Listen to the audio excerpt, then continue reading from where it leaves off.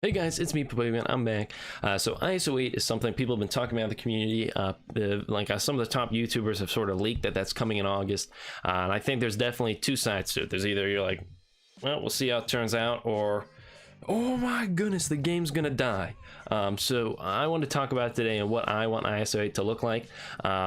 So right now, when you look at a character, there's no difference between my maxed out, Sabretooth to your maxed out Sabretooth. All you're gonna do is upgrade your gear, increase your levels. It's a linear path to maxing out a character. So ISO-8s, we don't know what they're gonna look like, but they're gonna be a way to modify the stats on a character. So what are the big complaints I think people generally have? I think the biggest thing people worry about is management. They're a pain. There's a ton of games that have similar systems. Star Wars Galaxy of Heroes, Future Fight had a system with ISO-8. They suck to manage. They're horrible. I hate managing them. There's so many little pieces you gotta combine and upgrade and equip them on characters, and it's the worst. All right, I'm gonna be honest with you, it's horrible. So not only is it a headache for current players, but if you're a new player looking in on the game, you come in right now, it's pretty simple. Gear, skill, stars, level. And then once they add ISO, you're like, ISO-8. I'm highlighting this here because this is a little blank area here. It's like ISO-8's meant to go here. It's like, ISO-8, what does all this mean? It gets really confusing for a new player. So I think FoxNext, from what I understand, they had content creators in a little bit of a closed beta of trying out ISO-8 a long time ago, and I think they got feedback, and I think they're looking to change it. And I heard somebody, I seem to remember somebody saying something along the lines of they might do a different system than a lot of other games do ISO-8. So a lot of games do ISO-8 or that kind of system where it's just you have 8 blank slots, throw 8 pieces of ISO-8 in there. There's something like that. You have blank slots, throw whatever you want in there. But I heard somebody say at one point, they might try a system like, say you have 3 columns and you can pick 1 stat from each row. So each row would have 3 options, and you can just slot in 1 of those 3 options for each row. So the way it works is instead of just every character, you could just randomly put 8 ISO-8 on it. Every character would have like 21 options, and you get to pick 7 of those 21 options or something like that. You get to slot in a certain amount of them. So I'm a big fan of those kind of systems. That'd be really cool. If you want a better visual of what I'm talking about, I just recorded a video for next week, so you guys can see a little preview right there. But right here, this is Borderlands right here. So as you can see right here, they have 3 different skill trees you can build a character out into. And the way it works is, you can sort of pick, do I want to invest into this? Do I want to invest into this? Would I like to invest into this? So sort of, even though you can customize a character, there's a limit to how far you can go because it's preset. It's a skill tree. They've decided what they want to give you to slot out into. It's not just go for it, pick whatever you want. So I'm a big fan of this. If you could just sort of say each of these was a row and you could pick 2 from each row or something like that to customize a character. So how would that work in ISO-8? Maybe it'd be like if it's a offense focused stat buff, you'd have to, instead of in a lot of games when you have mods or you have ISO-8, they have levels. Like you have level 1, 2, 3, 4, 5, 6. You upgrade them so the stats get stronger. Maybe you just have to collect a red chunk of ISO-8, and if you want to slot in for one of those damage buffs on somebody, you just throw the red ISO-8 on it, and then you unlock the ability to slot for that, to select that stat buff for the character or something like that. I think that would be really nice. Simply because I think that's more manageable for a new player. If say instead of just being like pick whatever you want, instead it's like, hey, you just got to select 1 out of these 3 options for each row. I think that's a lot more manageable for a new player, and I think there's a lot of cool things they could do with that. Best case scenario with ISO-8, I think, is I mentioned there's 3 columns. And then you can pick 1 out of each row, and there'd be like 7 rows or something like that. What'd be great is if for each character in this game they designed a completely unique ISO-8 skill tree. That'd be the best case scenario. So say you take a look at somebody like Spider-Man.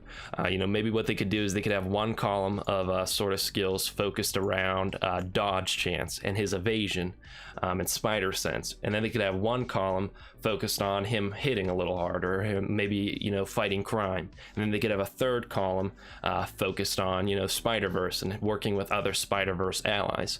So the way it works is at each row of the ISO-8, you know, sort of skill tree, you could pick, do I want to focus more on dodge, do I want to focus more on damage, or do I want to focus more on teamwork with Spider-Man? And that'd be awesome.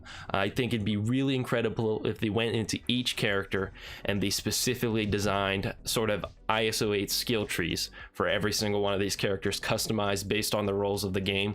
That would be incredible. I would love that. Now I know you might be like, that sounds kind of like a lot of work. Yeah, probably would be. Yeah, I mean, it's a whole new system. But I think, you know, I think that would be really cool for the game. I think it could help characters that are sort of very similar. You know, for example, Hydra Scientist, AIM Researcher, you know, they're kind of similar. You know, they really, at the end of the day, they kind of do like almost the same thing. So it'd be nice if maybe they added a little skill tree for Hydra Scientist to focus more on damage, and then maybe the skill tree for AIM Researcher could focus more on healing or something like that, you know. So that way they could more diversify those characters. I just think that'd be super cool. I think that'd just be awesome. I love skill trees. I love if they took that sort of avenue with this. But I know you might say, really hard to build customized skill trees for every single character in the game. So instead, what they could do is, you know, that 3-column ideal where you'd have like 7 rows. Maybe their first column could be based off of you know, the bio, the tech, the skill trait. So you could have a 1 column dedicated. You know, you design 1 column based off of that. So every bio character would have the same first column. Every tech character would have the same first column. Every skill character would have the same first column. So you'd sort of build sort of traits off of that. You know, maybe bio characters would have the option to slot into more health, or maybe tech characters would have the option to slot into more armor or something like that in that first column. And then the second column could focus on the class. So every protector would have the same ISO-8 second column. Every blaster would have the same second ISO-8 column. You know, every controller would have the same second ISO-8 column. And protectors could focus more on gaining more armor. Controllers could focus on getting more focus in that second column. You know, something like that. And then the third column could focus, you know, I don't know, maybe on their sort of where they work, like global, city, cosmic. And the third column would focus, every city character would have the same third column, every global character would have the same third column, and every cosmic character would have the same third column. And you know, you can figure out what traits you want to associate with those 3 sets of characters.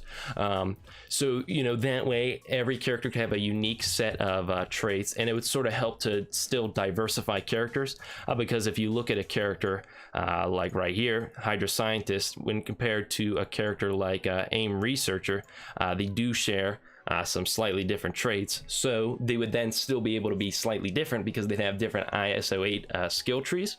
And this would help because you wouldn't have to design a very specific ISO-8 tree for every character. So I don't know, that's a second idea right there, where these ISO-8 columns could be based off of, you know, their origins instead of completely designing them originally for each character.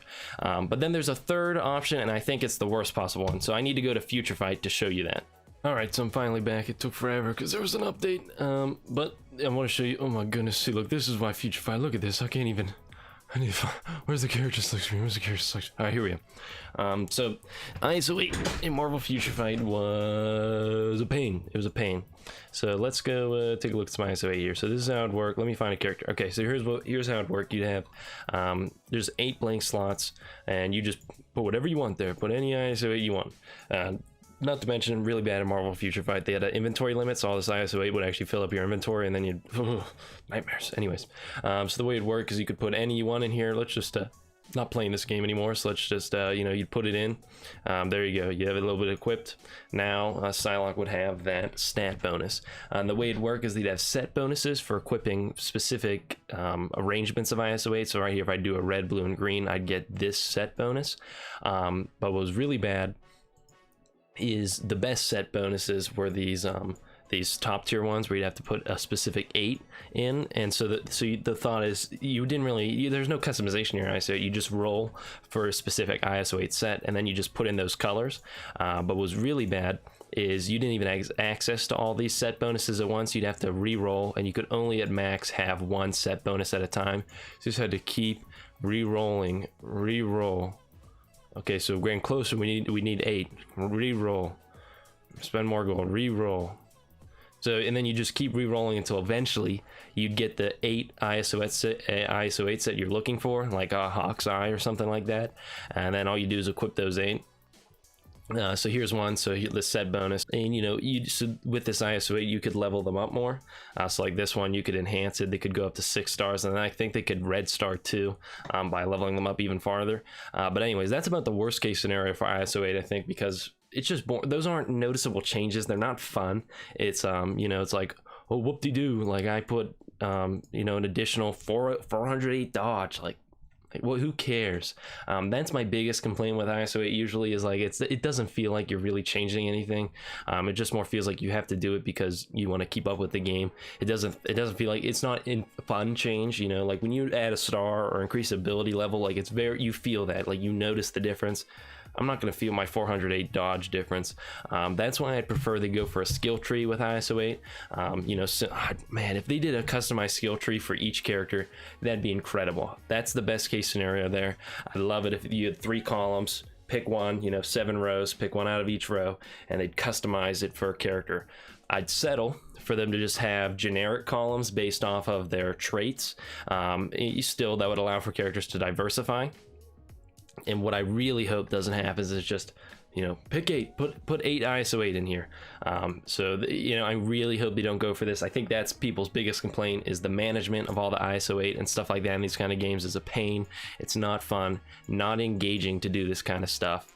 So I think that's why people are concerned about that, and that's why I'm a big fan of my skill tree system, where it's just like, you just got to slot, you know, in order to add this trait, you have to just throw a red ISO-8 in here, or in order to slot a focus trait out of the skill tree, you just need to put an orange ISO-8 in here. There's no levels to them. You're just collecting the ISO-8 to slot into characters to then unlock the ability to pick those talents on the talent tree, as opposed to just getting a little stat boost with this ISO-8.